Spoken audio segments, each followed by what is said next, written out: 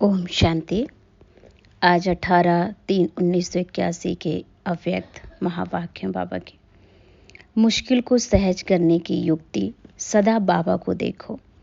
आज इस पर क्लास कराते हुए बाबा ने बड़े सुंदर इशारे दिए, क्योंकि जो मुश्किलातें आती हैं उनको सहज करने की सबसे अच्छी युक्ति जो बाबा ने बताई है वो है, एक तो हम व्यर्थ का जो वजन है ना, जो वेस्ट है, तो वेस्ट का जो वेट है उसको कम करें, क्योंकि वेस्ट का संकल्प, व्यर्थ बातें, व्यर्थ के बोल, इससे आत्मा भारी होती है। अब इस वेट को ख़त्म करो। इस वेट को समाप्त करने की सदा सेवा में हमें बिजी रहना होगा और मनन शक्ति को बढ़ाना होगा। मनन शक्ति से आत्मा शक्तिशाली बन जाएगी। जैसे भोजन हजम करने से खून बनता है ना, फिर वही शक्ति का काम करता है, ऐसे ही मनन करने से आत्मा की शक्ति बढ़ेगी। दूसरा, बाबा ने कहा, भक्ति में हम सो हम का एक मंत्र बहुत प्रसिद्ध है। तो अभी आप बच्चे भी वही मंत्र रोज प्रैक्टिकल में अनुभव करो। यह मंत्र हमारे लिए, हम सब ब्राह्मणों के लिए बना है। देवताओं के चित्र जो देखते हैं ना, तो यही बंडर लगता है कि स्मृति में रहो तो खुशी का झूला झूलते रहेंगे कि हम ही ये थे और हम ही ये बन रहे हैं। तो कभी भी हमारी खुशी गायब नहीं होगी, क्योंकि बाबा ने हमें इतना श्रेष्ठ बनाया है जैसे कि हम पहले थे। तो सुनेंगे अब विस्तार से बाबा के हम महावाक्य। आज विशेष लंदन निवासियों से बाबा मिलने आए थे। तो मिलने का अर्थ तो बाबा समान बनना है। जब से बाबा से मिले तो बाप दादा ने क्या इशारा दिया, बच्चे आप सब श्रेष्ठ आत्माएं, बाप समान सर्व गुणों में, सर्व प्राप्तियों में मास्टर हो, बाप से भी श्रेष्ठ हो, बाप के सिर के ताज हो। जो पहले पहले इशारा मिला उसी इशारे प्रमाण बाप समान मास्टर सर्वशक्तिवान, मास्टर सर्वगुण संपन्न बने हो। जब अभी बाप समान बनो तभी तो भविष्य में विश्वराज अधिकारी देवता बन सकते हो।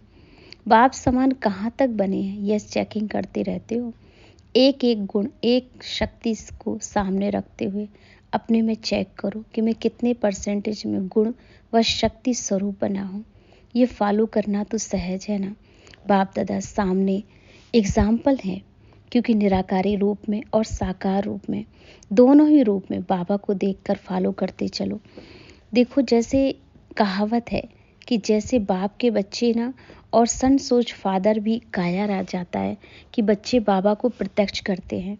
तो बाप और बच्चे का संबंध ही इतना पावरफुल होता है ना कि कोई बात मुश्किल नहीं है, लेकिन बना लेते हैं, क्योंकि अगर मुश्किल हो तो सदा ही तो मुश्किल है ना। लेकिन बाबा कहते हैं बना लेते हो, क्योंकि अगर मुश्किल हो तो सदा ही मुश्किल लगे। कोई का सहज लगता है, कोई को मुश्किल लगता है। ये क्यों होता है? और कभी उसी को सहज लगता है, कभी उसी को मुश्किल लगने लगता है। ये क्यों? इससे क्या सिद्ध होता है? इससे चलने वाले को भी कमजोरी, जो मुश्किल लगता है ना, बाप की महिमा है, जो अभी तक भक्त भी गाते हैं। साथ साथ आप सब महान आत्माएं, पूज्य आत्माओं को भी वही महिमा है। याद है वह कौन सी महिमा है? कोई भी मुश्किल कार आत्माओं के ऊपर आते हैं तो किसके पास जाते हैं? बाप के पास या आप देव आत्माओं के पास, जो औरों को भी मुश्किल को भी सहज करने वाले हैं। वह स्वयं मुश्किल अनुभव कैसे करेंगे? मुश्किल अनुभव करने का समय विशेष कौन सी बात बुद्धि में आती है जो मुश्किल बना देती है? बहुत अनुभवी होना। तो बाबा को देखने के बजाय बातों को देखने लग जाते हो। बातों में जाने से फिर कई क्वेश्चन उत्पन्न हो जाते हैं। अगर बाबा को देखे जैसे बाप बिंदु है, वैसे ही हर बात को बिंदु लगा दो। बातें तो वृक्ष और बाप है बीज। तो विस्तार को वाले वृक्ष को हाथ उठाने चाहते हो ना, इसलिए ना हाथ में आता है वृक्ष, बाप को भी हमारे किनारे कर देते हैं, और वृक्ष के विस्तार में अपनी बुद्धि में समा नहीं सकते हो।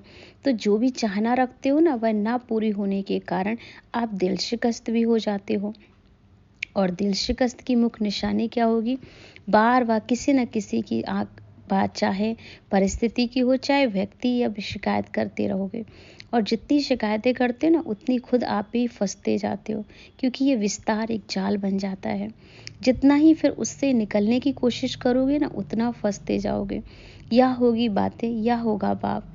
बातें सुनना और बातें सुनाना, यह तो आधा कल्प किया। भक्ति मार्ग का भागवत या रामायण क्या है? कितनी लंबी बातें हैं। जब बातें थी तो बाप नहीं था। अब भी जब बातों में जाते हो तो बाप को खो लेते हो। फिर कौन सा खेल करते हो? आंख मिचौनी का। तीसरे नेत्र को पट्टी बांधकर ढूंढते हो। बाप बुलाता रहता है और आप ढूंढते रहते हो। आखिर क्या होता है? बाप स्वयं ही आकर के स्वयं का हाथ दिलाते। ऐसा खेल क्यों करते हो?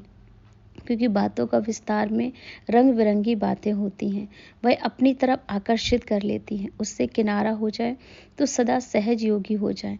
लंदन निवासी तो मुश्किल का अनुभव नहीं करते ना, तो अपने आप को बिजी रखने का तरीका सीखो।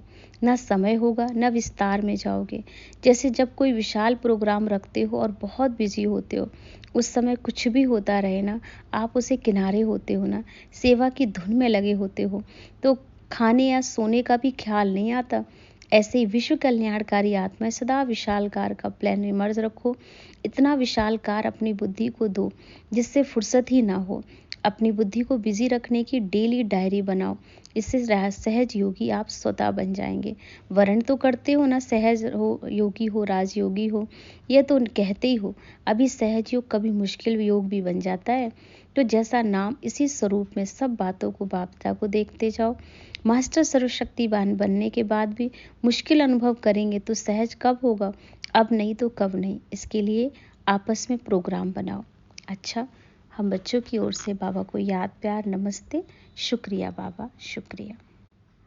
ओम शांति।